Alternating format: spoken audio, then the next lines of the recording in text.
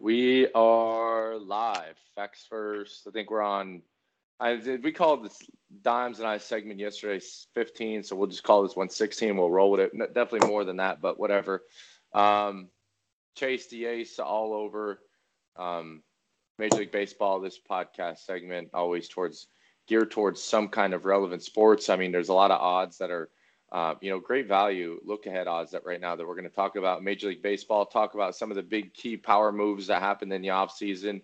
And then most importantly, the look ahead to the 2019 season. I don't know. Do you have any of your numbers in front of you from last Major League Baseball season? Chase? As far as my personal numbers? Yeah. It was 369 and something. It was 71.7%. Go back. I can actually post the description or the video that we went over all those plays in the description of this one. That way everybody can go back and see it. Yeah, one of the best out there, no doubt.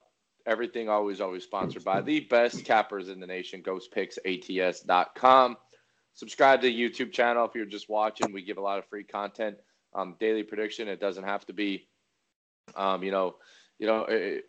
worst thing that happens is you gain a little bit of knowledge on sports. So if you like it, you're driving around. We're doing almost daily podcasts now. Definitely more content driven. That's what it's about, especially in the handicapping world when it comes to sports prediction, sports betting. The more content, the better. There's too many suckers out there that just, they don't really know anything about sports. And it's good to get the knowledge out there to people, especially with some of these early preseason lines that I have that we'll talk about. And I don't know, we're kind of winging the segment. We talked a lot about what to go over. I know you wanted to hit some of the bigger news. Ghost Picks Chase, follow him on YouTube, and you could hit it off with the Harper and all that news. Yeah. So, and guys, even when we do stuff like this, when we're getting into like preseason stuff, where it's all just what we want to talk about at this point. Nothing's happened. Nothing's set in stone. This is just what we think, is going to be valuable information for you on stuff like this. Anytime you guys feel like you have valuable information to bring to the table, don't hesitate to leave a comment, because we humor any and all comments that are relevant to sports and what we're talking about. And who knows, you guys could benefit us just like we're benefiting you. You never know. I mean, some of our diehard followers, they have sports that they're more accustomed to than others. And guess what? They study it just like we do. Maybe not to the extent. So please, any comments, anything you want to leave relevant to what we're talking about, we encourage all. So let's get into what's on everybody's mind. Any baseball fan this postseason, love him or hate him, where is Bryce Harper going to end up? Jimmy and I both agree Bryce Harper's overrated. He's a prima donna. I've said it in my video 1,000 times how much I dislike Bryce Harper. And I've said it also 1,000 times. If he was smart, he would have already signed with Philadelphia. That's probably his best fit. If not Philly, probably somewhere like LA or San Francisco. But there's things leaning me towards, will he end up in pinstripes? Will he end up in New York just getting bought just for a World Series right now? It's not a smart move, not for Harper or the Yankees. But we all know what the Yankees do. They buy World Series. They don't produce them. They don't build them. They buy them, and then they move on from it. So, I want to hear everybody's thoughts on where Bryce Harper will end up. Reading the latest news, I read something funny today that said the Nationals were still in the running. Anybody that thinks the Nationals are still in the running after not already scooping him back up, the Nationals don't want him. He didn't do anything for the Nationals that was long-term going to be make or break. I still think Philly should be the front runner. That's what I think is the front runner. Machado, I think the front runner for Machado, some people may not believe me, would be the Chicago White Sox. Long-term, big market, staying within the American League, which is where he belongs, and a lot of family around him, and a lot of that's a player that you could build around. The White Sox obviously have not done anything within the last decade.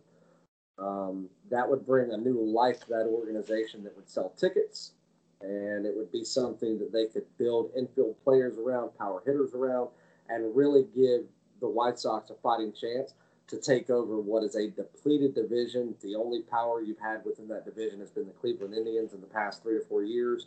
I think this can make the White Sox a true player within the American League over the next 3 or 4 years. Jimmy, any thoughts on Harper or Machado, long-term, short-term, anything like that? Well, I mean, we're pretty much based everything we talked about right here. So far, we talked about on Bryce Harper. I mean, I don't think he's a game changer, to be honest with you. The Nationals were a great team last year overall. Max Scherzer, we'll talk about him a little bit later. He was the heart and soul of that team. Over 30 or 33 games he pitched ended up being. I mean, Harper's hitting he hit a under a .250 last year, which is not the best batting average for the amount of money he's asking for. No, His he ended up at what, like a 232? Yeah, and it's just not that impressive for me. I think, to be honest with you, I think he's starting to come to the conclusion that he's not going to get the money he really wants or is begging for or asking for. But there, all these teams, there's definitely a focus on some of these teams where he's going. I mean, we're looking in the news. I even seen something that the Astros have a spot in the outfield for him. But I mean, at the end of the day, where do the teams want to put their money? But you're right. Like the Phillies need something, and that's what it's about. Phillies have a great team. I have them in the team totals here. We're going to talk about them, their future prop bets. But I mean, I just don't see. I think there's too much hype for a lower caliber style player. I don't think Bryce Harper's that good. I think he's getting too much attention. Like, where's he going to go? Where's he going to go? I mean, if Jacob deGrom, he's getting like almost as much noise if Jacob deGrom wanted to go somewhere. And Yeah. I think they're just on two different levels, the caliber of players. So I really don't Jacob care where he deGrom goes. is a team changer. Bryce Harper is just an addition to a team. Mm-hmm. Bryce Harper's a good player. He'll always be a talented player. But it's like all this stuff revolving around him, all this talk and all the media around him, that's what's going to get him 10 years and $300 million.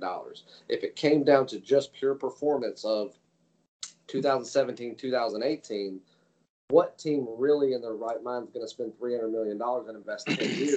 It has to be a team that's rebuilding or a team that truly has the funds like Philadelphia. No other team has the spare $300 million to say that we need him. Philly doesn't need him. Nobody needs him, but Philly truly has the spot for him. Yeah, especially with how bad their bats were last year. Right. But yeah, so whatever with the Bryce Harper news, my whole standpoint on it is I don't think he's that good of a player to even waste more time on. He's definitely a good player, just not He's not $300 million good. Yeah, $300 million is legitimate. You really have to sit back and think about that as a GM if you want to use that. That is a game changer. That's a Jacob deGrom. That's a Blake Snell. That's Derek Jeter, Alex Rodriguez money. Yeah. That's stretching it for me. I see him strike out too many ninth innings for me.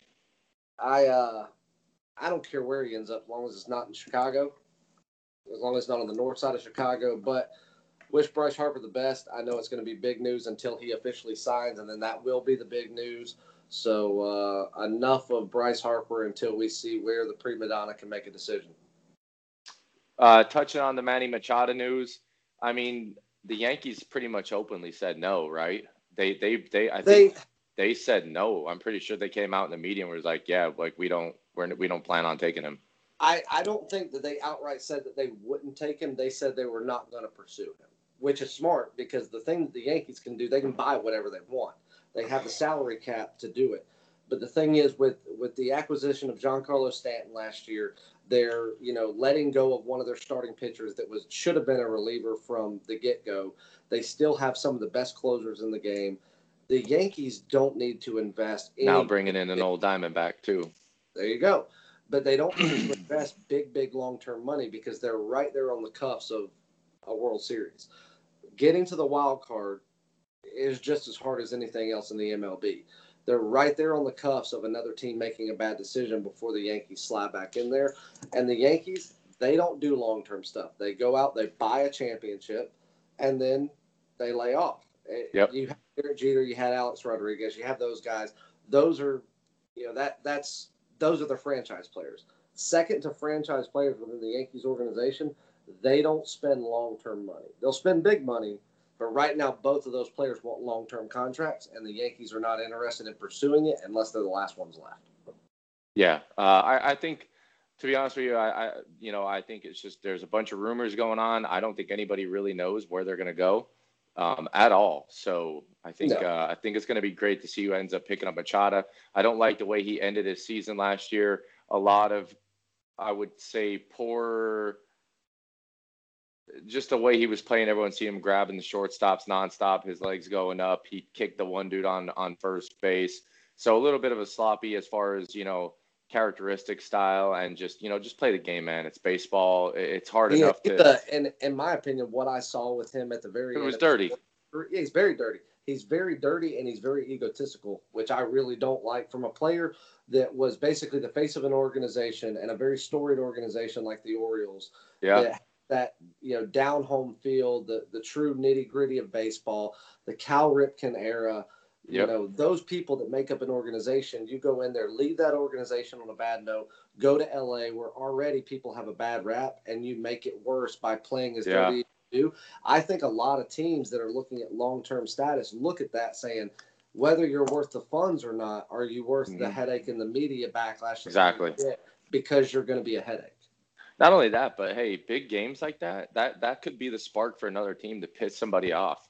Yeah. Or that could be his career-ending elbow, Sale going out there throwing 100 some miles an hour, crack him in the elbow. Like, people need to realize every small key detail that goes into sports can be a career-ending decision, especially in professional sports. These guys are not playing around. No, and especially when something like you just said, like getting cracked in the elbow, that's leaving it in someone else's hands. It's not left in your hands. It's left with the guy throwing 105 miles an hour at you. Yeah. All right. Well, we'll push over here to top 5 pitchers. So I guess the way we'll break this down, and then we're going to go into some of the prop betting stuff. I know majority of the people, all the viewers watch to know where to put money. I got 2. I got World Series predictions, and I got both AL, NL predictions with the odds on them. We'll touch on that here shortly. But top 5 pitchers for me, arguably, whatever the case may be, I'm going to lay them out. We'll go one by one. You could either input or give yours, whatever, don't matter. But this is what I'm ready to look forward to. I can't wait for baseball to come. This was my worst offseason of football, so definitely looking for a big bounce back in postseason football next year. But MLB, number 1 pitcher to my eyes, and will be for quite some time, will be Jacob deGrom. I love him. I loved watching him. I won a ton of money on him last year. I'm not saying I always bet on him to win, because obviously he went 10-9, and that was a struggle, to even go over 500. Came behind him. But whether it was the unders or whatever, the strikeout totals with him, I mean, deGrom was awesome, and he held it down with a 1.7 ERA. Doesn't really get any better than that. I mean, he was going 8-9 innings sometimes, and he's still throwing 269 strikeouts, second in the NL. Like, the stats go on and on. Everyone knew what he was about. And not only that, but we even talked about this personally multiple times. There was games where they had 1 run, and it was from him batting. Yeah, exactly. And that's after him going out there and pitching, a 1.01 with one of the worst teams in the National League behind him. So, I mean, they were on the – I'm going to talk about half their batters. The Bautista train before he went to Philly. Dear Lord. I mean, how many times you want to watch a guy strike out? The fact that the Phillies took him blew my mind. One of the worst batters ever last year. I think he struck out he probably struck out twice a game minimum. And at least, it was just embarrassing. There were 2 games back to back where he actually got to go up 6 times and went 0 for 6. It was so bad. And the Phillies signed him. I was like, What are you guys doing? Does anybody not watch this? And signed him for good money. Mm-hmm. Like he wasn't a cheapskate. Like, he got good money. So now, is deGrom your number 1 overall 2019? deGrom's my number 1 pitcher of baseball. Okay. All right. I agree with you. All right. I'm going to put. So I'm not saying deGrom is going to win the most games. No. I'm just saying pure talent, especially where he's at in the New York Mets. He's the best pitcher in my eyes in Major League Baseball. You put him on the Yankees, and you might as well put their team total wins at 100. I think that you are 100% correct about Jacob deGrom being the number 1 talented pitcher in baseball. I do think that, like we talked about, the Mets will be his kryptonite this year. That's what will keep him from a Cy Young. I think that if I've got to rank my number one overall end of the season pitcher, who's going to get the most recognition because of wins, because of the team behind them, I do think that Nola for the Phillies is we're looking at National League Cy Young Award winner. Nobody is going to agree with me on that, but I believe that that's who it's going to be. And the second, the runner-up will be DeGrom, but the one thing that takes him out of it is the team that he's with. Yeah. But I do think that Jacob DeGrom is the most talented pitcher in baseball right now. Yeah, Nola was so impressive. I think he was number one pitching last year at home. Very, very talented pitcher at home. There was time we were catching plus money with him in the beginning of the season when he was playing the Phillies. I made a lot of money on the Phillies last year when the odds makers were completely counting Nola out just when the Phillies were on a skid or on a downslide. And guys, this is a pitcher that here's a little food for thought. When this guy's pitching, you definitely want to dig into it. That's a good pitcher. And the changes that the Phillies are making, I think that they can bag a lot more wins this year. Yeah, they need it. Number 2, I'm going with Sale. I loved Sale. There was definitely some overs hit when he was pitching, which a lot of people never really expected. 2.11 ERA, 0.86 WHIP. I know when he came back, it was a little sloppy. I think he got shelled. I think one of the games Jack and Bulldog went to, his first game back, he ended up getting shelled. But at the end of the day, Sale does what he does, and 12-4 on the season last year. And he's only going to continue to progress in this postseason. My looking into next season is Sale will be, right there, top 5 wins, everything. His numbers speak for himself. Yeah, I think that Chris Sale is the closest thing as far as style of pitching to Justin Verlander that we've got. Verlander in that old school guy, and Justin Verlander is kind of like a Tom Brady. Yeah, he's enough to retire right now. You don't know when he's going to leave. He could leave tomorrow and it wouldn't surprise anybody. He could pitch 3 more years and it wouldn't surprise anybody because he's healthy, because he's still pitching well. But he's the veteran. He's the old man in the room. He was just like, what was the last pitcher that age to pitch to that caliber? I can't think of one in the last decade at his age to pitch the way he does. But I would say that as far as comparing the two, Chris Sale could be your next Justin Verlander that runs that mile. Yeah, absolutely. And this is great for people that don't realize, when these guys are on the mound, especially in the beginning of the season, you got to get your money on them. And it's just like hockey. Sometimes we're laying 160 juice instead of chasing that puck line. As long as we're cashing tickets and we're taking these 150, 160 with these guys early in the season, you got to be crazy, which leads right into my number 3 pitcher. And I'm not going to say who he is right now. I'm just going to say he was 21-5 last year, 1.89 ERA. And I've won so many games with this lovely lefty. I'm talking plus 180s against the Yankees. Blake Snell was an absolute effing monster. 1.89 ERA. I absolutely loved him. He was the juggernaut of sports betting for me last year. And people won't agree that his numbers right there. I will. I loved him. Every time he was on the mound, I bet on him. 21-5. I loved him even more so towards the end of the season when the Rays bat started to come alive a little bit, and it made it even easier to bet the team because you knew that he started to get run support.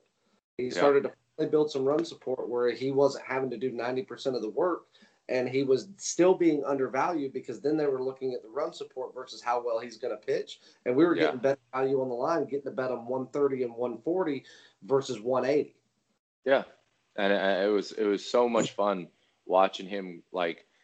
He was low key just succeeding. And then towards the end of the year, 75% way through the year, we just start seeing minus 200s on them because everyone was catching on. The season before the postseason started, knowing that the Rays aren't going, we see minus 240 for Blake Snell going up against the Orioles, and it's loved it. Fuck, I mean, you're going to bet the run line, but it's when did we cross that threshold of minus 155 to minus 230? I loved it, and he grew. And he shined last year. He really shined last year. And he did and to be honest with you, I have zero respect for the Rays organization. Their stadium is by far the worst in baseball. Tropicana Field looks like Miller Park in Milwaukee went to hell and brought back. It's terrible. It's awful. Their fans It looks suck. good from the outside on the highway. Oh my God. Not all that looks good. But he went to an organization that doesn't care about their own team, and he made them the topic of conversation most days. And so, whether he stays there or not, that is a pitcher that you need to have your eye on. No doubt. Number 4, I'm not going to talk too much in depth about him. Like I said, Nationals, Max Scherzer. He pitched 33 games last year, which was like 5 or 6 more than the year prior. 2017, he had a 2.51 ERA. He ended up last year with 2.53, still pitching a couple more games. And at the end of the day, he would add a lot more wins if the Nationals were batting when he was pitching. His numbers spoke for himself too. Beginning of the year, I think Max Scherzer was the best pitcher in baseball. Yeah, I think he started off like 10-1. Yeah, it was unreal. I think it was unreal.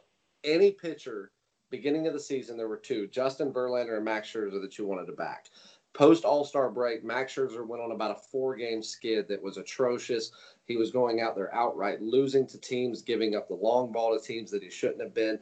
But at the end of the day, he came back. He got back in rhythm, even though the Nationals, who just about everybody last year predicted to win the East, which they did not, he came back. He got his ERA back right, and he did it with 0 run support. Even the infamous Bryce Harper didn't do anything for him, and that's why he will always be an elite pitcher.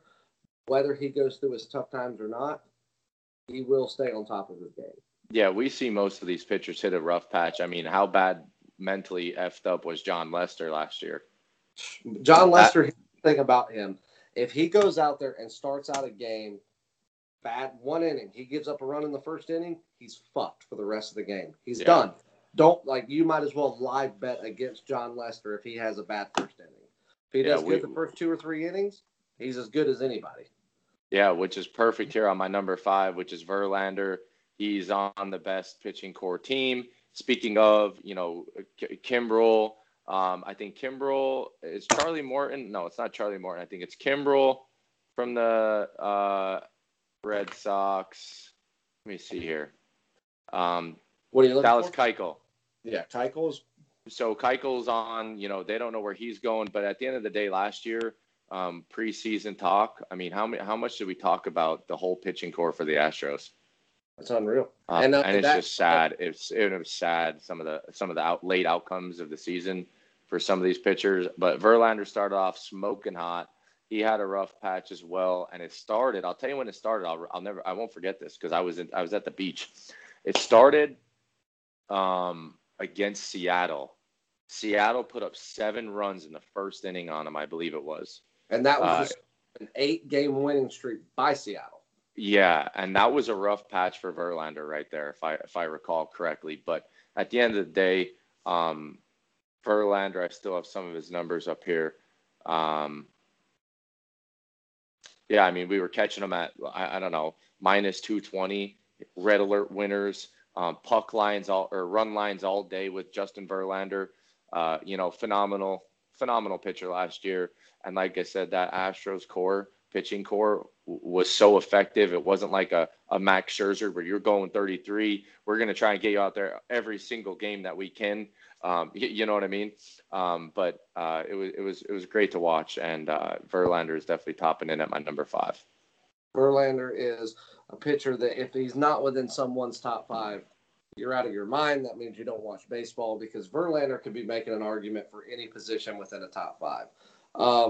Real quick, do you want to get into some possible predictions for division winners, World Series? Because everybody knows, third week of the season last year, I made an official prediction on video for every division champion along with World Series, and the only ones that I got wrong were, what did I get wrong? I got the NL Central wrong because I had the Cubs, and the Brewers ended up winning it, and I think that was it, right? That's the only division that I lost. Because I had the Braves as the sleeper team. Yeah, I remember you had the Braves. I had the Red Sox to win the World Series and win the AL East. What else did I lost something else. I feel like I lost another one. Maybe that was the only one. Either way, phenomenal. We can get into some preseason stuff. I'm sure give a couple weeks into the season. A few things may change once we see some final outcomes of trades and then what happens preseason.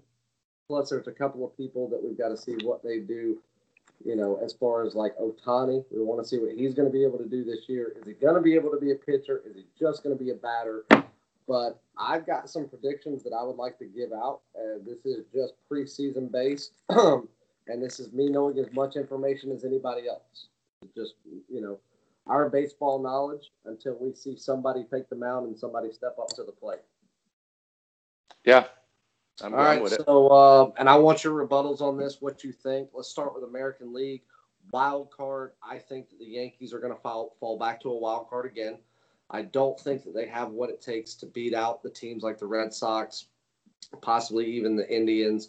So I really think the Yankees will fall back, and I think the team to watch for that will make wild card, it will surprise everybody in the American League, is the Minnesota Twins.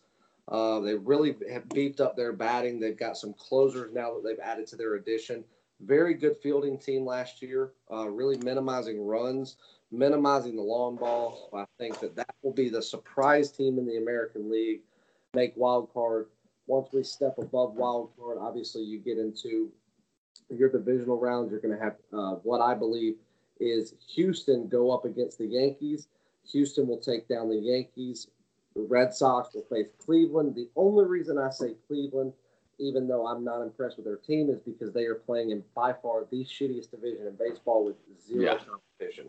So they can go out there and win it, but there'll be no match for the Red Sox. That'll be an easy sweep by the Sox. I think it comes down to the Red Sox in Houston, where I believe that Houston will use the advantage of veterans like Justin Verlander to just slide by Boston and potentially get one more ring before that team disperses to promote some rebuilding, potentially the retirement of Justin Verlander. So I see Houston going to the World Series on that side. National League, wild card, I see the Milwaukee Brewers, the Nationals potentially making it. It's kind of a mixture between the Nationals and the Cubs. It's going to come down to pitching. Can John Lester hold on for another year and really be the veteran? If so, I would lean more towards the Cubs than the Nationals. That's an unbiased Cubs opinion, from a fan. I do see the Braves winning the East again. The Braves versus the Nationals, I see an easy win by the Braves. Braves are Cardinals and Dodgers. The Dodgers going on and beating the Cardinals. And then the Braves versus the Cardinals, which is a big stretch for the NL Championship. And I see the Dodgers facing the Houston Astros one more time. And this will be the last time that the Dodgers will go. If they can't put a ring on their finger this year, that team will implode on themselves before completely scratching everything they're doing and restarting. That is preseason predictions, guys. But I see the one team that you need to look out for that could go out there and take everybody by surprise and actually win this thing, I think has done the best offseason work, has put in the most key players in place, is the Atlanta Braves. If any sleeper team out there that I think could outright win the World Series, it would be the Atlanta Braves. Yeah, I mean, AL Central, Cleveland's coming out of there. There's nothing even to even talk about there. Yeah. The only thing that scares me about Houston is there is a hungry bunch of savages in that. I mean, we have Oakland, Seattle, and the Angels. Who knows what the Angels will end up ever doing every game? They're so unpredictable. But I think with the Angels, I really believe that Mike Trout will win another MVP. And depending on what Ohtani does, if Ohtani can get back into pitching and hitting, that'll be dangerous. They're as dangerous as anybody. Exactly. So, I mean, I'm not counting the Astros straight in, just on the event that, the AL West right now is very, very hard. That's going to be a tough. I mean, Oakland won 97 games, so it's definitely not going to be easy. Hey, Astros are a walk in the park there. But the only big changes I would say that I would disagree on, I don't know. Something just tells me the Yankees are gonna take the AL East. I know Boston's gonna ride their the World Series, and they were undoubtedly the most dominant team last year. I just think with more of I think Yankees were in a lot of good games last year, and how many games did we see Sonny Gray just give up 5 runs in the first? I mean, we add better pitchers this year on the offseason with the Yankees. So I don't think they're going to have to worry about some of those losses where they lost outright in the first inning. Yeah. May come into effect, but unfortunately, they don't have to worry about the Blue Jays and the Orioles. No. The thing is, to be there. honest with you, I think one of the biggest prospects this year, if you look at like rookie prospects, the Toronto Blue Jays have a fantastic prospect coming in, probably one potentially American League Rookie of the Year. The Orioles are a dumpster fire and will be for some time. That team, we could probably do an over/under bet right now, and give me whatever the under is, and I'll take the under. Yeah, it's on there. I'm going to bring that up here soon. I have it. It But looks yeah, bad. I like the Atlanta. I like the Atlanta call. I think they made some great offseason moves. I think Philadelphia might pick it up a little bit, but again, their bats were too inconsistent, to say the least, last year. I mean, a lot of games where they lost, scoring no runs, or opposing teams only scoring 2 runs, like just embarrassing losses. NL Central, as we talk here, I do have the Cubs coming out of the NL. I don't think the Dodgers are going to do as good as they did last year. I actually have the Rockies on a flyer to win the NL. The Rockies and the Cubs, will touch on that here shortly when we talk to prop bets. And Arizona. Rockies actually came up very close second to me. NL West, that's who I really wanted to take. The deciding factor for me versus LA versus Rockies is just overall experience. Yeah. You don't Rockies are more of a, Kershaw's- let me just score fucking 11 runs every other Yeah, game. and the thing is, their home field advantage as far as scoring is outrageous. You go to Denver, Mile High, where the ball carries, they've got a home field batting advantage that nobody has. And right now, they know what they're doing. They're putting hitters in place to know that when they're at home, they can out-hit anybody. Get it in the air. That's all they have to do. But I also have to look at experience. I also have to look at the fact that who knows what Clayton Kershaw will do. And I do think Rogers, with the management team, is still far superior to what the management is with Colorado. The experience is there. So I've got to ride with the experience. But again, this is preseason. We get 3 weeks into the season when I make my official predictions. This can change drastically. Yeah, I mean, overall, the NL, I think it's dominated fully, and it's the heart and soul is the NL Central. Cincinnati, I've won a lot of money on them last year, taking them on the run line. Pittsburgh also, a lot of good positive money on them. They could beat anybody any given day. So NL Central, I think, is the most competitive when we're talking just pure divisions. I just the lack of talent in the NL East and NL West, I don't see a reason why it's the Cubs and Brewers showdown again for the NL. There's nothing that really is going to. I don't think the Dodgers are going to have a great performance. But again, big thing for me is the Cubs they left with a bad scar. One and run. I mean, come on, like. I'm trying as a diehard Cubs fan to find reasons not to pick them. Even when I look at the numbers and I look at the talent going, they are the best team in the Central. They have the most talent. I think they're the best team in the NL. So I do as well. But again, you know how everybody takes it from me when I say it, because they're like, oh, you're just a fan.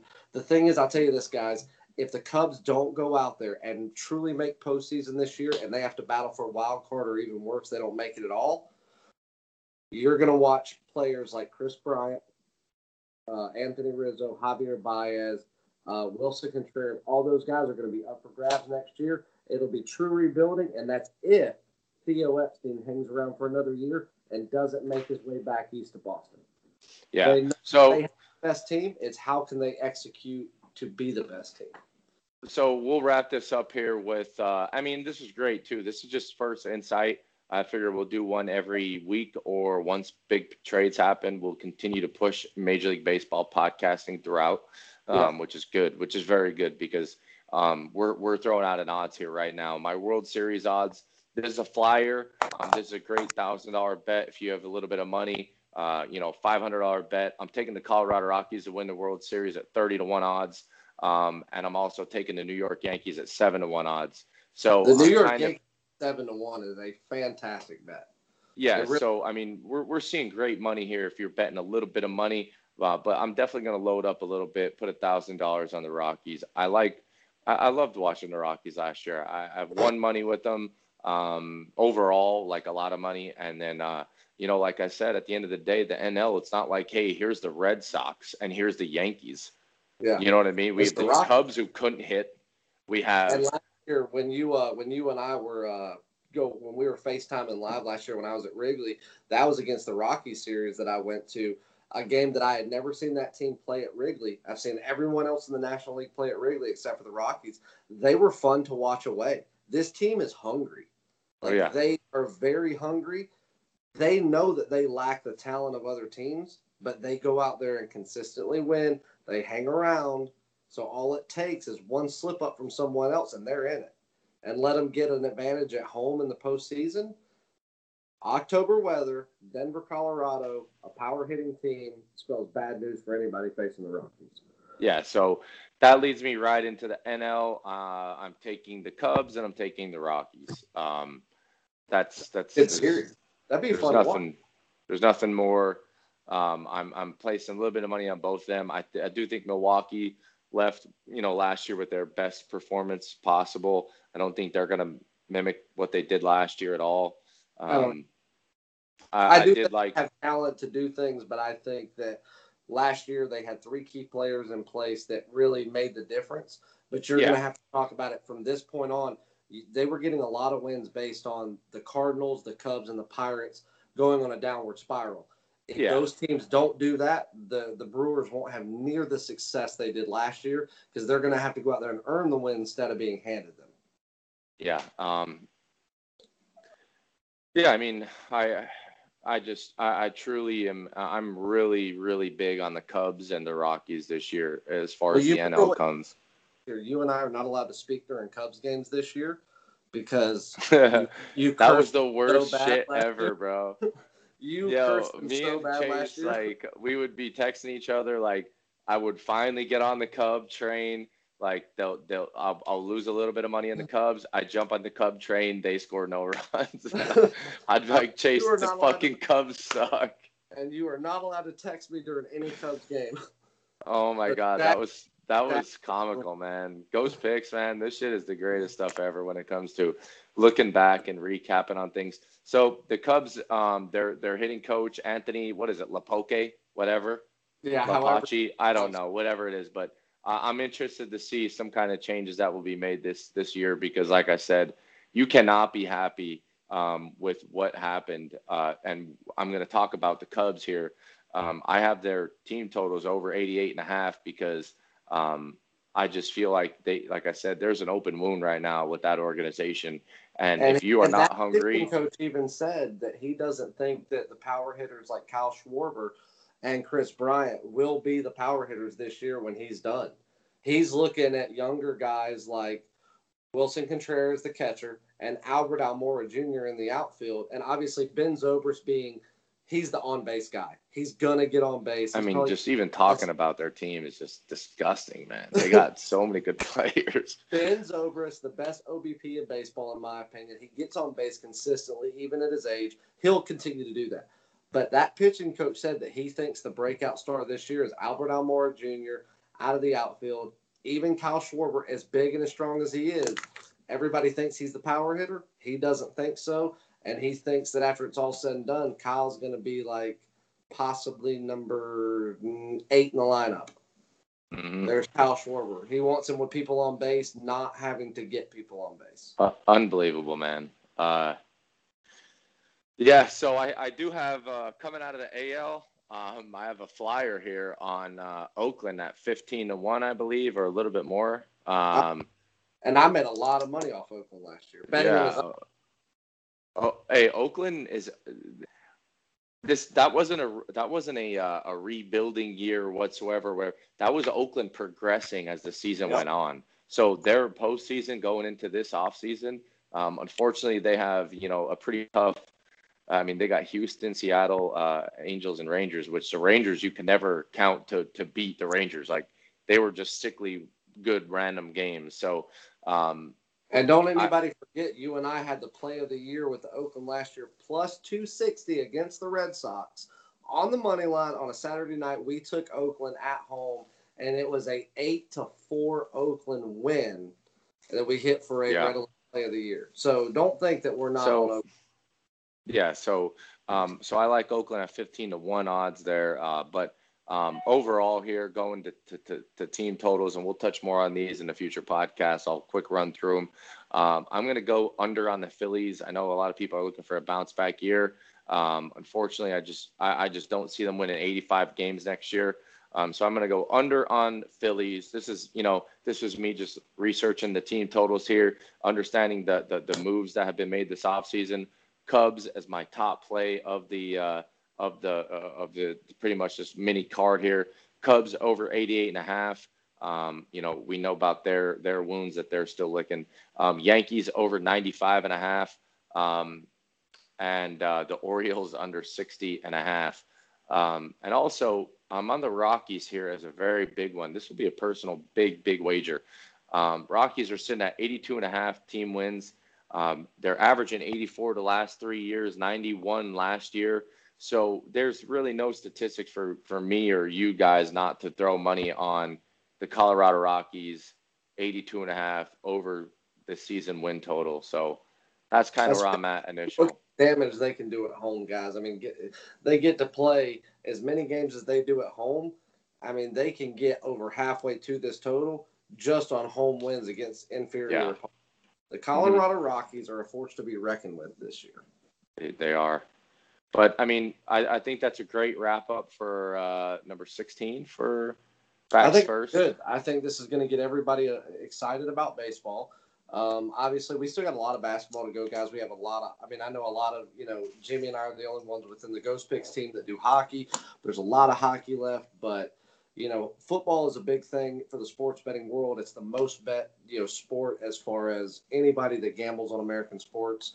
But baseball, everybody knows that's my top sport. And then when Ghost Picks introduced itself to the world, we were in baseball season. I mean, we were hammering baseball every day. We made our name in baseball. Think of making hundreds and hundreds of thousands of dollars. I want you to name one other service that started out making their name in fucking Major League Baseball. I'm super excited about the baseball season. You came on the Ghost Picks team during baseball season right in the beginning, and it was nothing short of perfect. It was great. The business was great as far as, the owner of a company, and I couldn't have asked for a better baseball, capper out there. And to be honest with you, there's times where I'm in a rut, or I was, in a drought. I'm kind of picking more public bets, whatever the case may be, where I would just be like, I'm shutting my laptop today. Chase, what are you on? Yeah. And it would be successful. So, at the end of the day, guys, everyone needs to realize this is a 24/7, 365 daily grind in the office. Yes, I'm always in the office 24/7.